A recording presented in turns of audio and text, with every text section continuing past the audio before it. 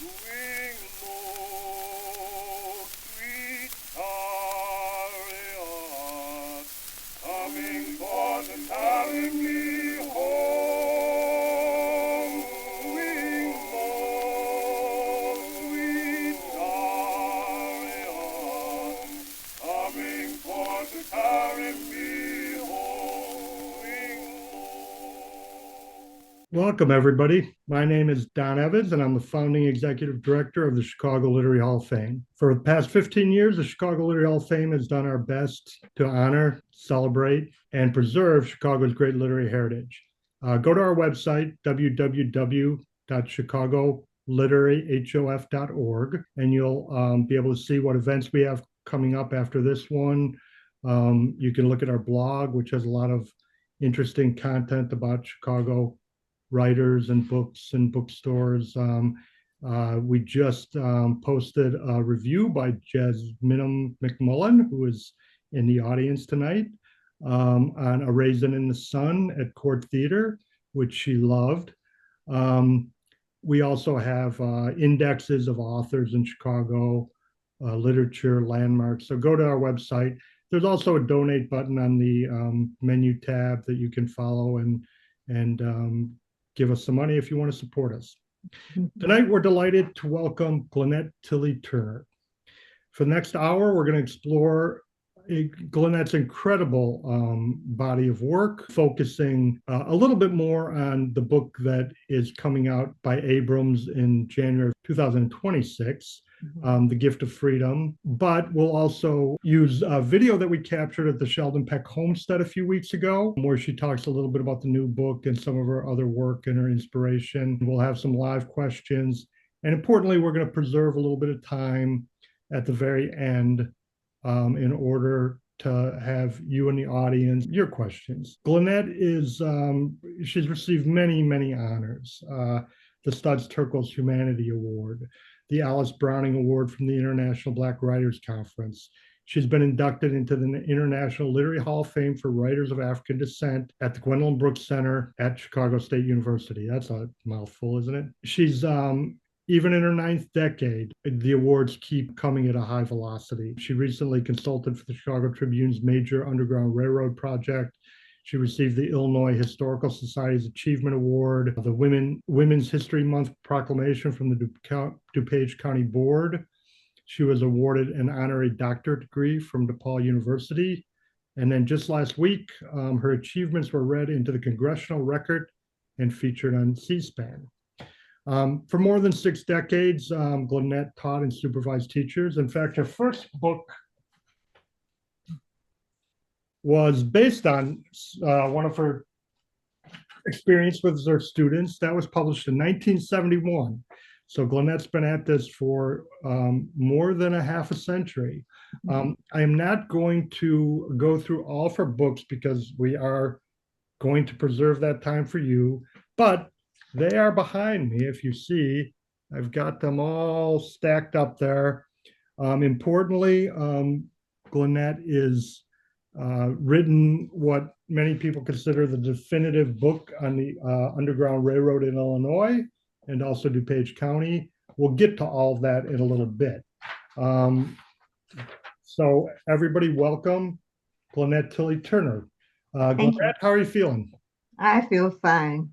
I just have such fond memories of our trip to the Sheldon Peck House, and I just feel so honored to have my work featured. So it's just a wonderful feeling. I encourage everybody to go to the Peck House and see that wonderful museum if you really want to know more about this important subject. Yeah, a few weeks ago, we went out to the Sheldon Peck Homestead in Lombard, shot some footage. Lombard, his executive director, Allison Costanzo, was kind enough to meet us there and help us through that, open the doors, and participate in some of the footage. That was a really enjoyable morning. I had fun, and I brought my mom out, as you know, and she also had a lot of fun. So your instinct and interest in telling stories started at a very young age, Glennette. I want to share with everybody what you said then about how your father influenced your career. Well, my name is Glennette Tilley Turner, and I grew up in the South, originally in North Carolina.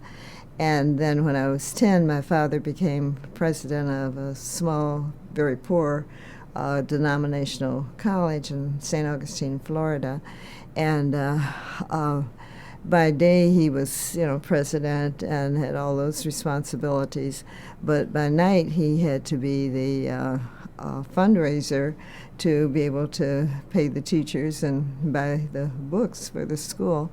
And so he would drive to churches within a 50-mile radius in the evenings. My mother knew that Daddy'd done a full day's work before leaving home, and it's dangerous to fall asleep at the wheel in any case. But my mom thought, if he had a chatty child along with him, that, he'd be more likely to stay awake. And those were wonderful times, because I had my father all to myself, and he was just interested in so many things. He'd, point out the constellations, and he would tell about so many aspects of history, particularly African American history and family history. And he was particularly interested in inventors. And so he would, tell me these various stories. And at the very end of each story, though, he would say, "Now, when you grow up, you should write this down," because our stories were not included in the books that we had in school at that time. And so I just thought, I had an assignment, and I was supposed to grow up and become a writer and write those stories. Glennette, the oral storytelling tradition, it's so powerful, so important, but those stories can be lost. You tell stories in a variety of ways: speaker, docent, teacher, and of course, as a writer. How hard is it for you to recover some of those stories, and how do you make sure that you get the facts right? Well, accuracy is so important. It's difficult, but it's a wonderful challenge to do that. First of all, I seek out primary sources. And if there are any people living that are related to the story in any way that I can find to talk with, I do interviews. I had the opportunity to interview Mrs. Alice Brickler, who was Harriet Tubman's the last relative to personally know Harriet Tubman. And then, of course, I like to travel and go to the places and just really never give up, even after I've completed reading or writing a book and conducting research for it. I, continue to be interested in the subject and, just glean every bit of further information I can. It's a wonderful challenge, adventure. February is Black History Month. I think most of us know that. Through your work, you've introduced readers to many important moments in Black history and the people who made them so. Let's hear some more of your thoughts on what spurred your interest in this history. Well, in addition to my father's assignment, I've just always just been intrigued. History, it has just always appealed to me, and I, minored in it in college, and then when I got advanced my master's, again, I had a history interest. But the Underground Railroad has just really fascinated me. I've always been so interested in Harriet Tubman and all the accounts of other Underground Railroad workers and conductors. And the Underground Railroad has all the appeal of a fascinating mystery and all the excitement of an adventure. And and then I found out that it's history that happened right here in Illinois and here in the towns all around Chicago where we live. And so it's been just a wonderful experience. Okay, and Rich now is going to play for us a little bit of your thoughts on some of the subjects and the ways you discovered your subjects and and a little bit more of your father's influence. So here's the video about I that. remember one night we were at a little one-horse town that really didn't need a stoplight, but it had like a 5-minute stoplight. And so while we were seated there, he said, "You know, this town is too small to need a stoplight, but the stoplight was invented by Garrett A. Morgan, a black inventor, and in cities like Paris and New York, it's just saved thousands of lives." And so, you know, that was an illustration of the kinds of stories that he just felt that, you know, everyone should know and appreciate. Well, I just feel any child is shortchanged or cheated if they don't know, you know, just the whole breadth of history and, you know, how many people have contributed to the quality of life that we have here in America and just in the world. And I just really feel that every child is owed the knowledge of all the different people who've contributed to the quality of life we can all lead now. To see examples of people who've achieved things, you know, really is inspiring. And many people, you know, started out with very humble beginnings.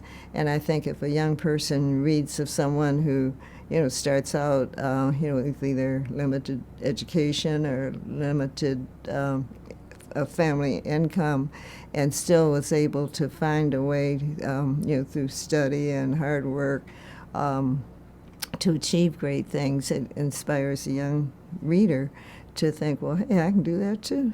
So let's talk a little bit more about the Underground Railroad. This has been a particular emphasis of yours in your research and in your writing. We know a little bit about your work at the Sheldon Peck Homestead. We're going to get to that in a little bit because we have another video of you talking about that particular place. Illinois and the Underground Railroad. You've written several books on the subject. You've written the entry for the Encyclopedia of Chicago about the Underground Railroad, major articles and so forth and so on.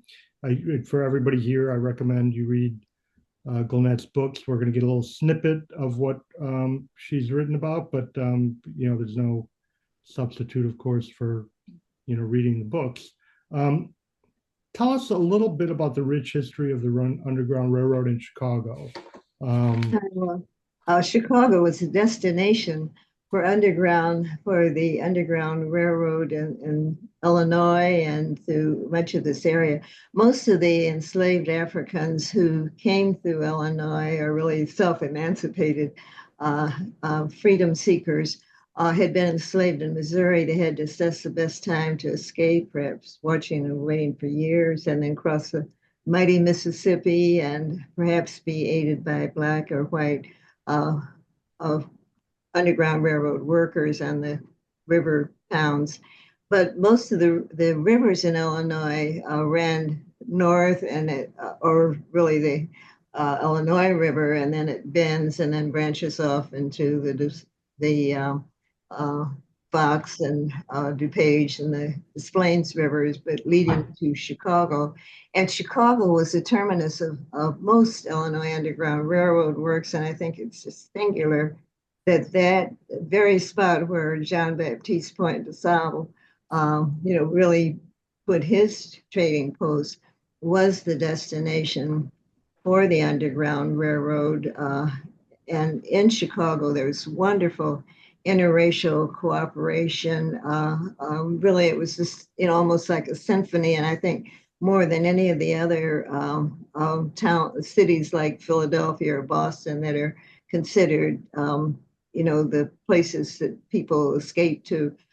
Chicago had just such a wonderful group of people of different ages and religions and races who worked together, kind of like, you know, a big symphony almost. There was at Quinn Chapel, for example, a vigilance society of people who really were like night watchmen and watched to see if there was any irregular activity of you know, someone slave catchers being in town, and they would alert the sleeping residents, And then there were some women who were called the Big Four, who really used to nurture, to provide health and food and education, and really including the ability to teaching reading.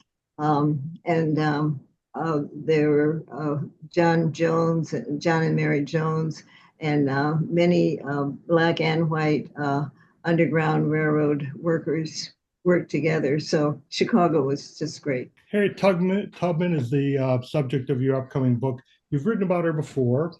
Um, an earlier book of yours, An Apple for Harriet Tubman, is this beautiful story about a very young Harriet Tubman who, as a girl, as an enslaved girl, was forced to pick all the apples, but was forbidden from eating the apples. And then one day, when she tried to steal away and taste the apple, she was whipped and beaten, and vowed at that point to someday be able to eat all the apples she wanted. And it's a very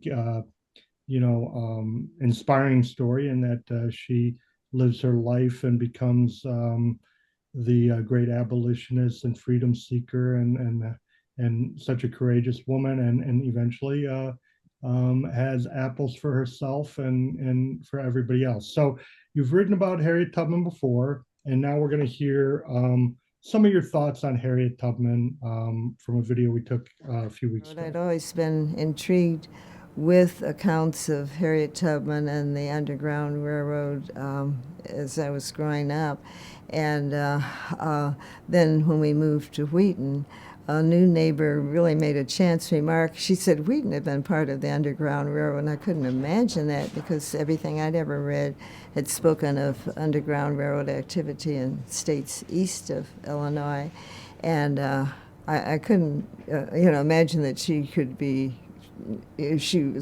accurate, but I was curious enough. It made me want to go and check it out. The more I learned, the more questions it raised, and the more I wanted to know. And it was like throwing a pebble into a puddle of water, and I just ended up, learning more, and then feeling that I should write it, so that other people could, have the thrill of learning of the Underground Railroad. The Underground Railroad, I think, is something that has all the intrigue of a wonderful suspense novel and the sense of adventure, and yet it's history that really happened right here. Most of the people who had come to the Underground, through the Underground Railroad in Illinois, had been enslaved in Missouri, state next door, and had had to assess the best time to escape and perhaps watch and wait for years until the opportune moment, and then live on edible plants and cross the mighty Mississippi to get to Illinois, where they may or may not have been aided by black or white Underground Railroad workers. Chicago was the destination, almost like an orchestra of cooperation, or of people of different walks of life and different races, and men and women, and people of different types of work who worked together in Chicago. I kind of repeated myself, didn't I? No, not at all. I really think Chicago deserves a lot of credit, and I think it deserves double redundancy. Double redundancy would be, twice as nice. 4 times. We're going to talk a little bit more about Harriet Tubman in connection with your new book. You've taken on a lot of different subjects, a lot of different historical subjects. One of them one of the books I really love is Billy the Barber's Mirror. And this is an historical figure that, it was almost completely unknown.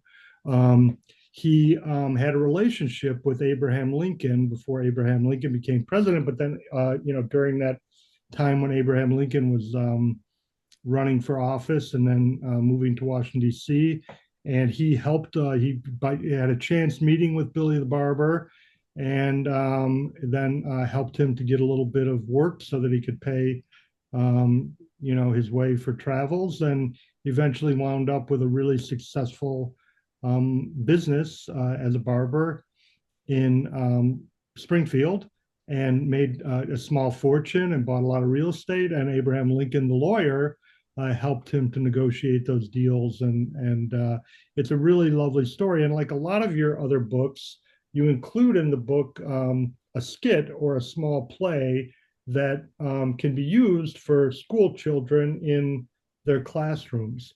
So your interest is wide ranging, but I would say Harriet Tubman is probably the most famous and known and written about and explored of all of the figures that you've written about. So tell me, she's known for her bravery, her sacrifice, her intelligence, her creativity, her ingenuity. So much has been told and printed in film. What do we still have to learn about Harriet Tubman? Well, I think something we know but haven't thought that much about is how she accomplished the seemingly impossible. She really didn't have any formal education, and just had so many things that seemed to be working against her.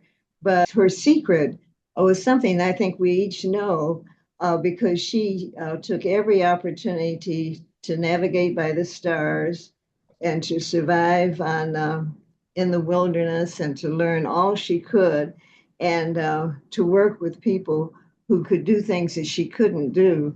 And so, that combination of things helped her. And it's something I think we can all apply. And so she has a message for us. And when I had interviewed Mrs. Brickler, her great niece, Mrs. Brickler said that Harriet Tubman used to tell the children, learn all you can, because what you have in your head, nobody can take away. And so, that's my message that I learned from Harriet Tubman and convey to everyone I meet. The Sheldon Peck Homestead, we've been talking a little bit about it already. It's a special place for you. We're going to watch now as you and Allison give us some context about that historical site. I'm so pleased that we're filming this at the Sheldon Peck Homestead. It was the very first place that I came that had been an Underground Railroad station. I met Sheldon Peck's granddaughter quite by chance. I was a teacher and really looking for field trip ideas, and I read that the Sheldon Peck home in Lombard had been a stop on the Underground Railroad, and that a family member still lived in the home. And the family member's name was Mrs. Alice Mertz, and I called her and asked if I could meet with her, and she said yes.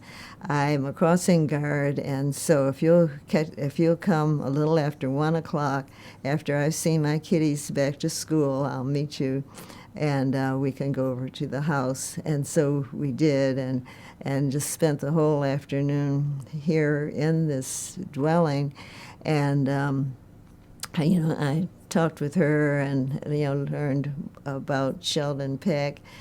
And so it just is especially meaningful to me to be here and to just see this wonderful museum, how it's been developed.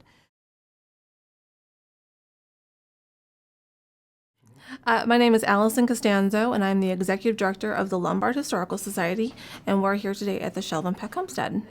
We started much of our research with actually Glennette Tilley Turner's book on the Underground Railroad in DuPage County. And it was a great resource and starting point that many museums and institutions used, because no one was doing that kind of research. And telling those stories is really important because it's forgotten history.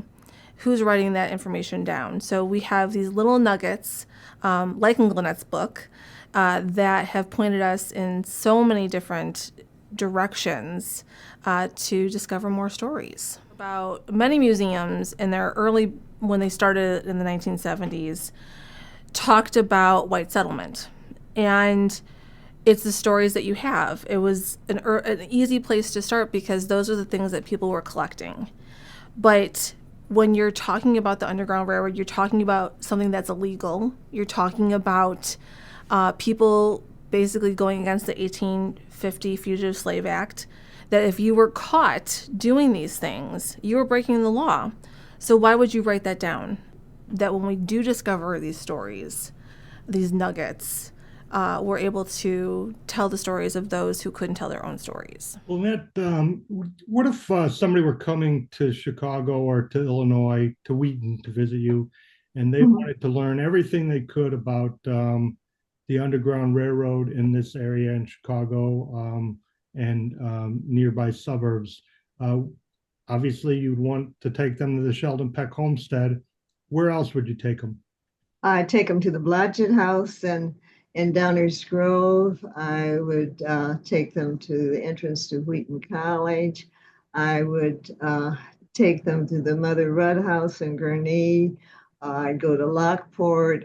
All kinds of places to make wonderful day trips. Into Princeton, the Owen Lovejoy House. They're just, and in Maywood I had lived in Maywood at one time, and I just love that monument there, right where St. Charles Road and Lake Street converge. There's a railroad track there, and the river's there. So many of the elements that were part of the Underground Railroad are right there, and so those are places I would recommend. If I may add, when you think about the cooperation of people of all walks of life in the Underground Railroad, I think that demonstrates to us from history that it was possible then. And I feel if we could do it then, we can do it now, do it again. We as readers gain so much from your exhaustive research and advocacy of Black historical subject. You've been doing this a very long time. I'm an old lady. You should see. It looks like I didn't take my vitamins the day that we went to the Sheldon Peck House. You're really fixated on your posture, I know. Glennette thinks that her posture in those videos is poor, and she wants a redo, but we can't redo it, Glennette. You look spectacular. Okay. And I'm not saying you look spectacular for 91. I'm saying you look spectacular, period. So what do you find continuing inspiration in this work? Why do you keep doing it?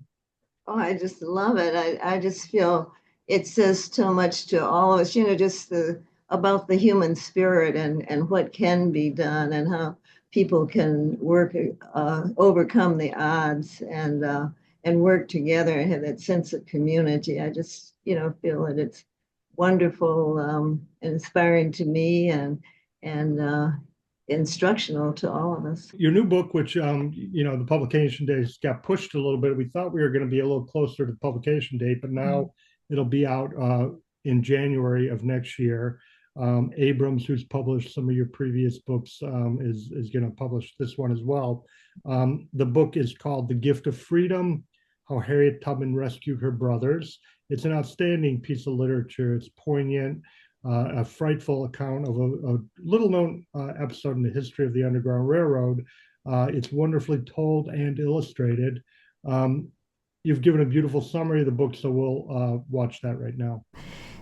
In my new book, I've focused on just 1 week when she rescued her brothers. They had learned they were to be sold the day after Christmas, and enslaved people were, the practice was to have Christmas week off.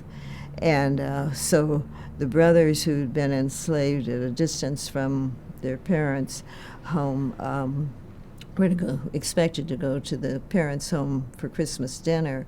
But after they learned they would be sold, Harriet Tubman, who had escaped herself, had returned from Philadelphia to Dorchester County, Maryland, the day before Christmas, and through local contacts informed her brothers to meet her at their parents' home. And all the brothers except one did meet her. But what Harriet didn't know is that brother's wife was expecting a baby, and to be delivered any moment. And so he had stayed with his wife until the last moment, and then he did join her party, and their father wanted to help them, and he brought, was going to bring Christmas dinner out to the chicken shed where they were hiding, but he wanted to be truthfully able to say he had not seen his children, so he, wore a blindfold and, brought them dinner, where just in a week's time, that they had gone from slavery to really freedom, or much greater sense of freedom in Canada.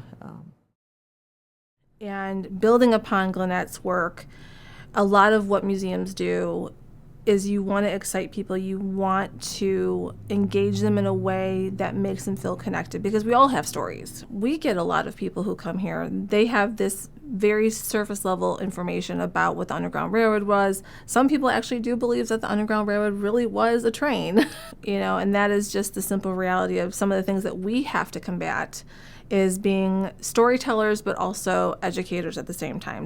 But I think that's also what Glennette's stories do, especially at that younger age. She's writing these stories at an age-appropriate level that engages the reader, and they can find themselves in those stories. And that's what we try to do, is we try to help people find their ways into these stories. How has all your previous work led you to this one about Harriet Tubman? I've just been so fascinated by the Underground Railroad, both to learn of it in Illinois and then in Florida, Fort Jose, and the John Horst book. It's just been an ongoing adventure, and I've just really felt that there are just so many aspects of it that I wanted to learn, and just felt that everyone reading about it would be just as intrigued by it as I, and so I wrote about it. I know every book is special in its own way. It's a real achievement when you go through the laborious process of writing it and rewriting it, and getting the right collaboration with the illustrator, and then finally seeing it go out into the world. What's special about this one for you? I learned of it, and just thought how amazing it was in a week's time. This year at Christmas time, I thought, December 24th, 25th, and on through, just to think that how they started out in Dorchester County and how they celebrated New Year's in Canada. I just, felt, it just really just in a capsule, a week's time, and such a major accomplishment.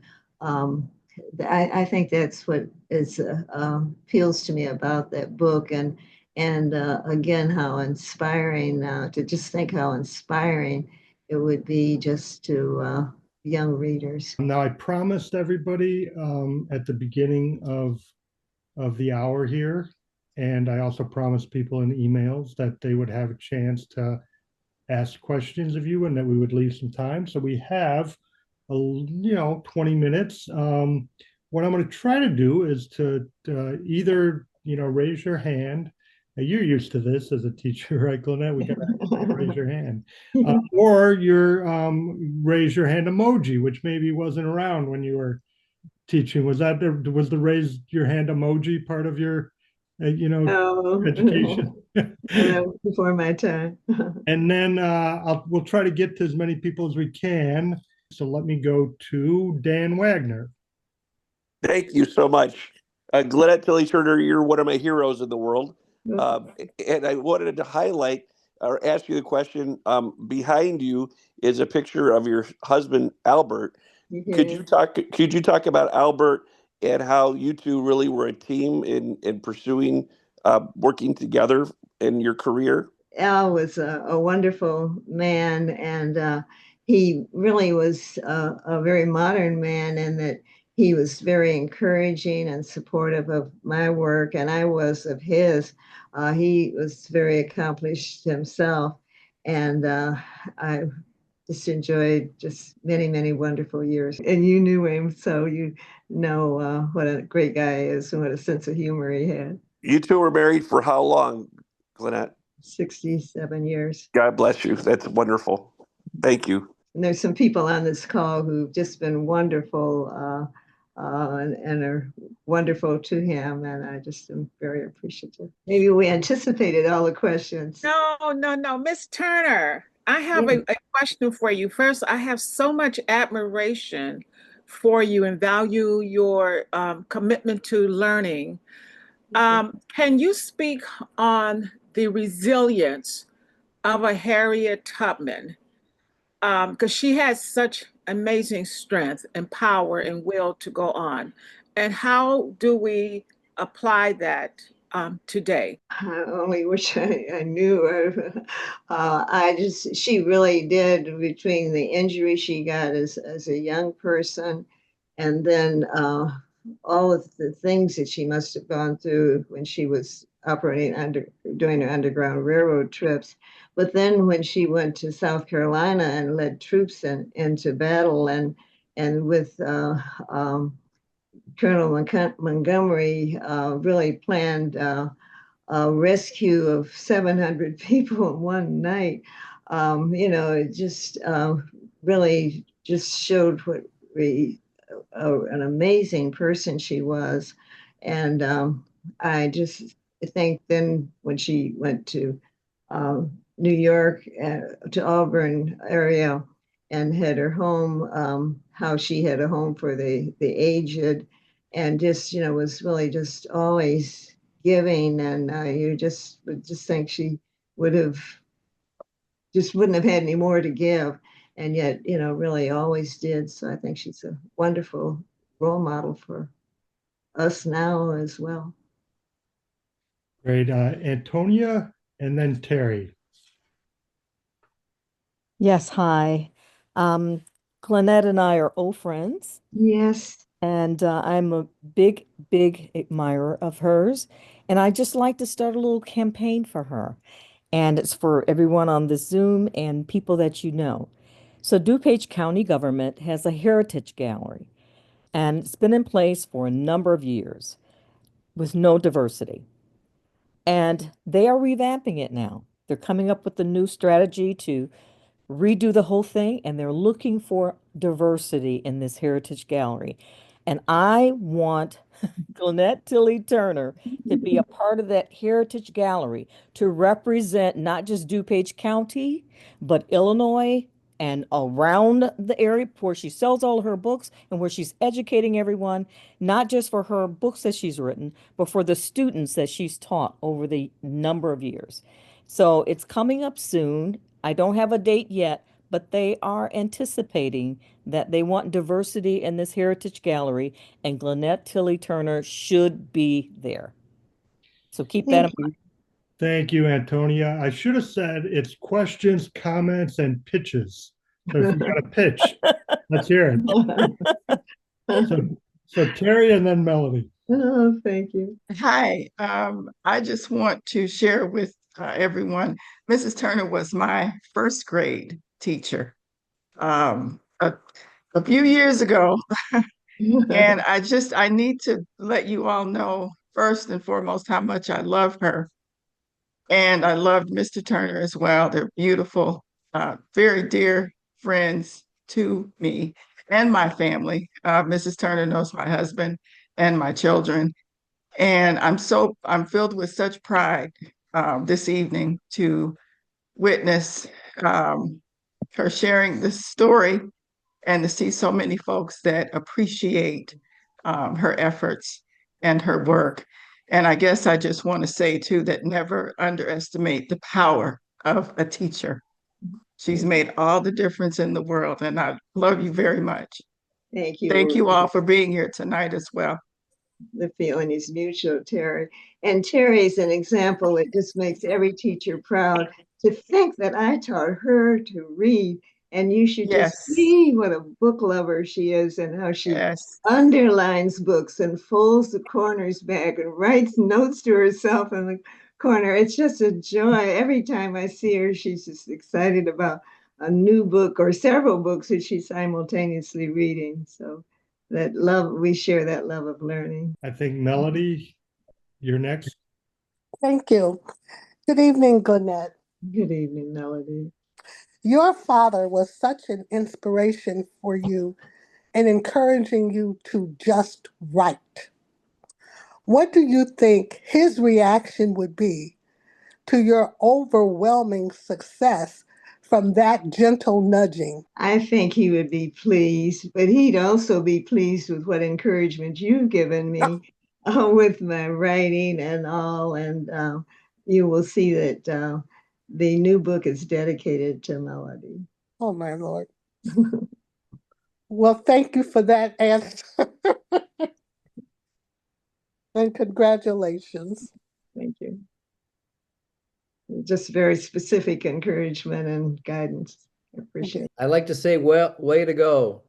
Way to go. Thank you. Glennette, I'm interested in what your process is like. Where do you work? When do you work? How do you go about it? Do you research first and then write? Do you write while you're researching? How does the work process go for you? It's usually simultaneously a lot of thoughts in the shower and early in the morning when I wake up of thinking of how to proceed, and but just an excitement of just an anticipation of learning more, and then applying that and using it to build on new information. And so it's just quite a wonderful roller coaster experience. Elaine and then Kareem. Oh, Glennette. Hello, Elaine. Glennie. That's what I'll call me. I just want to celebrate you for the many years you taught and inspired our children to just be the best that they could be. The many years that you taught our children to be curious, and that one of the best ways to explore their curiosity was through reading.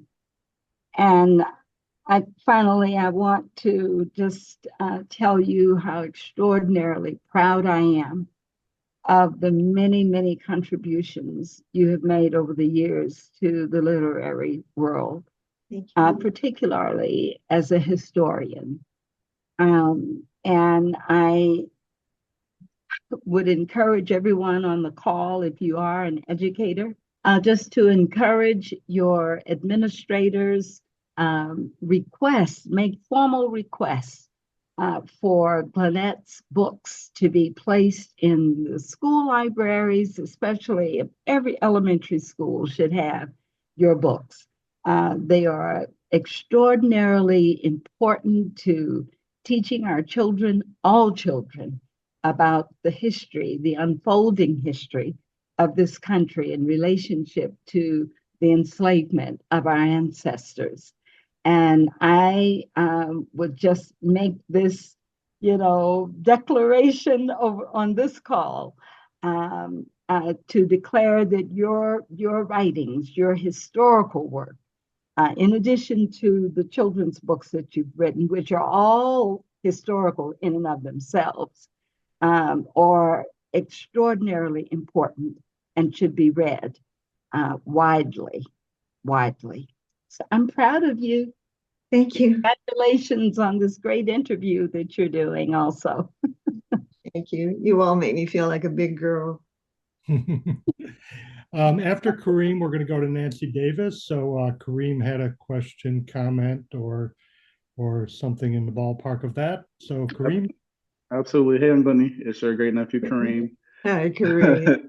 It's great to see you. I'll be out to visit soon, but I just want to thank you for all the times that you took me to a lot of those under railroad stations when I was young and giving me your books and being a big inspiration to me. And you know how much you mean to me. So I do have a question. I want to ask if any of your books could be adapted into a documentary or film, which one would you want it to be? And then what would you like to de-emphasized, so we make sure we get the full scope of the message that you're trying to put across in your books. Thank you. Well, there's been interest expressed in The Man Called Horse, the story of the Seminole chief who just really was amazing. And so keep your fingers crossed that it materializes, I really think. But Kareem, I remember that years ago, before the Johntown farm was developed, that I had done a tour for the Newberry Library, Underground Railroad tour for the Newberry Library, and you were just a kid. And there was a swing. It was the only thing there that somebody had hung a swing, and how much you enjoyed it. And now it's been developed. It's been approved by the Underground Railroad Network to Freedom. And last night I went to their Black History program, where now they are growing to be the Midwest Underground Railroad Network, and they're going to, or in the process of trying to establish a Underground Railroad route from Bronzeville to Detroit, that, where there'd be possible for people to travel all along the route. And to just think that you saw the site before, so much had developed on it, that I just knew you'd like that update. That's absolutely amazing. We're going to have to visit again so I can I remember going on the swing, but I don't remember much else. I was really young at the time, so we're going to have to go back and revisit it. Thank you so much, and I love you. Thank you, likewise. So Nancy Davis and then Heidi Bloom, our extraordinary Chicago Literary Hall of Fame board member, will go after Nancy. So Nancy, you have a question, comment? Thank you so much, Mr. Evans. This is great. I just wanted to get a little information about the school that your father, you said, was principal or head of in Florida. I'm so interested. And secondly, if you have time to comment on your work with local schools, and I'm kind of concerned, as someone said earlier, about whether or not the books are being used. What schools are using and teaching from these great books and others? And so those are my two questions. Thank you. It was Florida Normal and Industrial College. Actually, I think it was really a junior college. But it was a wonderful place to grow up. And it really was a school where James Weldon Johnson and his brother Rosamond were on the adjunct faculty. And so that college was the choir was the first choir reportedly to ever sing Lift Every Voice and Sing. So that's, one of the fond associations with that school. And to answer your question about schools, I've been disappointed that there hasn't been a general adaptation of the Underground Railroad in Illinois, because, once you're a teacher, how you always keep your teacher hat. So I had really tried to indicate how the Underground Railroad could be taught through every subject in the curriculum, either independent study activities, like kids, taking a shoebox and showing what a escape might have looked like in, winter, summer, spring, or fall, or just many things, of music and economics, just every field could be taught through, or kids could have hands-on learning experiences through every aspect of the curriculum. But I don't know of any school that really has adopted it to the extent that you would have thought. If they felt it was valuable information, they would have. And Heidi. Yes, good evening, Glennette. This has been very enlightening and inspiring. I have a question about the reaction to your books by the children, and if there's any in particular that have stayed with you over the years. And our children also, do they come up with topics that inspire you to write? Yes. The thing, I think my most moving experience was in the book called Take a Walk in Their Shoes. There was a skit about, the format of that was, a short biography followed by a skit. And there were, it was a collective biography. So there were a number of people featured in each book. but one was the Frederick Douglass, and it talked about how he had trouble talking, had been a stutterer. And I went to a school one time to speak. I had worked with the authors in the schools that the Near South Planning Board has. And there was a class that I was talking with. Was supposed to talk to the regular classroom, but the special education teacher and the regular classroom teacher were friends, and so they had combined the classes. And one little boy in the special class raised his hand and said, I really like this story because my friend who stutters, and pointed to the friend, said that if Frederick Douglass could learn to talk, he could too. That just thrilled me. It was just the most moving thing that ever happened. We're getting close to the end of our time here. I wanted to read Janice Geider. Janice, did I pronounce your last name correctly? Is it Yes. Geider? Yes. Yeah. So Janice wrote into the chat, I am so honored to be in this space of brilliance and extraordinary authors and educators. And I don't know hardly everybody that's here tonight, but the people I do know, I agree with Janice. There's a lot of talent in this room. And I think writers, teachers, scholars who are here because we admire what Glennette has done and is doing, and she has, for most of us, she has paved the way to allow us to do the work we do. So thank you for everybody that is here tonight. We have time for one more question or comment. I wanted to just say I am so honored. Like I don't even know how to thank you for your research, and you are being this living, legendary person who's making history alive.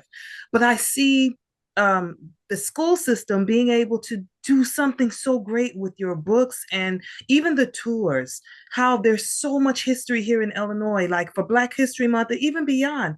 Why are they not using these historical places and helping history to live for these young people? And I also wanted to say, I see your books are so beautifully illustrated. I can even see them being like animated series, you know? And I just think there will be such a great way to reach so many young people. And if the schools are not going to take advantage of it, then we have to take it out of the schools and make sure that these people, and not just young people, everybody needs to know this history. And I just want to thank you for what you're doing. But I definitely see this as being something that is that can be animated series that people can access, and especially now in this digital era, that this is something that could be a global phenomenon. Thank you for everything you're doing. Thank you. Well, the illustrator, Billy the Barber, is on this call, and she did a picture of Billy as a young child. It's my favorite picture in the world. Also, to speak of tours, Larry McClellan, who has helped develop, has done so much at the leadership of the development of the John Ton farm that I mentioned to Kareem, and I are going to be doing a lecture at the Oak Park Historical Society on the 4th of May. And I think they are beginning to accept reservations now. And then I'm going to establish a tour. I think I really am just really going to start a little tour business of the Underground Railroad in DuPage County, because there are so many places, that you could just, pass, like if you were to go past the Blodgett home in Downers Grove, you'd have no idea of the fascinating history that you could learn, if you just went and treated yourself to a visit. And so I think I'm going to really, start a little tour business. I have a friend who will be the conductor and I'll be the planner. And so forthcoming, I was searching for the word. Thank you. Thank you for that question. Linnea Garrison Carlton, you just mentioned, beautiful Isn't illustrator that of beautiful? Billy the Isn't that Barber. wonderful artwork? Yeah, she has, we have two questions. We'll get to the second one from Antonia if we have a little time, but Linnea has a question, then Antonia, and then I'm going to wrap up very quickly, and we'll try to keep this around an hour, which is what we promised in the beginning. So Linnea, you have a question. I think her question is in the chat. It says, has the Illinois Task Force on the Underground Railroad contacted you for assistance with providing your books in schools and completing the history? Would you read that again? Yeah, I'll let you. Don, are you able to see it? Right above. Go ahead, you read it again. Okay. It says, has the Underground Task Force on the Underground Railroad contacted you for assistance with providing your books in schools and completing the history? Not directly, no. And Antonia, this is the final question, then I'll wrap up. Yes, I just had a comment. I think that if you're thinking about doing this, you may want to contact DuPage County Tourism. They might be of assistance to you for developing this. I know Naperville has tourism. I'm sure Wheaton has a tourism bureau as well. But I think it's a great idea to do that. We need to educate not just our children, but some adults need to be educated too. So that's my comment. Well, we're at the end of our time here. We want to give Glennette some applause, but I'm gonna wrap up here while Terry unmutes everybody so we can properly applause. Glennette Tilley Turner's books can be found in virtually every library in the state of Illinois. After her history of the Illinois Underground Railroad came out, the Secretary of State of Illinois purchased a copy for every library in the state. Is that right, Glennette? That's right.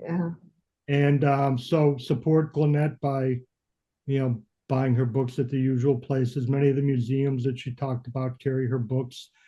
Support the Chicago Literary Hall of Fame. I'm like everybody. I hate to ask for money, but if I don't ask for it, nobody gives it. But we always need support, and you can go to our website, www.chicagoliteraryhof.org. And Glennette, you have a question for Glennette? Right. Well, my website to order books is UGRR. That's the acronym for the Underground Railroad. So it's UGRR Illinois and beyond.com. And if you'd like copies of the book, they can come from the author. You can buy them from the author. Thank you very much, Glennette.